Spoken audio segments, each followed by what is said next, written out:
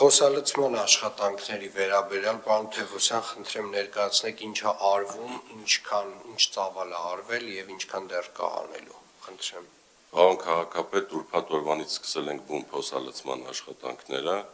ուրբաթ-շաբաթ Կիրակի օրերի ընթացքում մոտավորապես կտրվել է 4500 քառակուսի մետր տարածք եւ արդեն իսկ ասֆալտապատվել է մոտ 2100 քառակուսի մետրը։ Նաև միաժամանակ արվել է 1000-ից ավել տեղային լուծումներ, այսինքն հրատապ տեղային լուծում ենք տվել 1000-ից ավել փոսերին, ունեցել ենք միայն բարդություն շաբաթ օրի եղանակի հետ կապված, այլ դեպքում բարդություն չենք ունեցել։ Իսկ մեր ահազանգերի քանակը հիմնականում քանիսն է։ Մեզ մոտ մեր շինբարեկարգման վարչության տակ գտնվող փողոցների ահազանգը 300 մի քիչ անցավ։ Բայց դեռ չենք նվազեցրել այն փոսերը, որոնք արել ենք ուրբաթ-շաբաթ Կիրակի օրերին զուտ աշխատանք։ Բայց կան փոսեր, որոնք ոչ շատ ավելի վտանգավոր են, դրանց առաջնահերթությունն է։ Միանշանակ պարոն քաղաքապետ։ Իսկ հիմա Շիրակի փողոցում արվել է աշխատանք։ Շիրակի փողոցում իմանալով արվել է հրատապ լուծման աշխատանքներ, ի նկատ բազմակի փոսերի մասին եք ասում լուկերի դիտահորերի կողմ։ Պարոն Գաբրելյան, դուք ինչ կասեք։ Շիրակի փողոցում մեծ փոսերի հետ կապված աշխատանքներ չի կատարվել։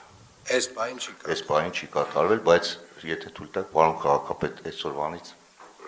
նաև մեր կողմից աշխատանքներ են տարվելու,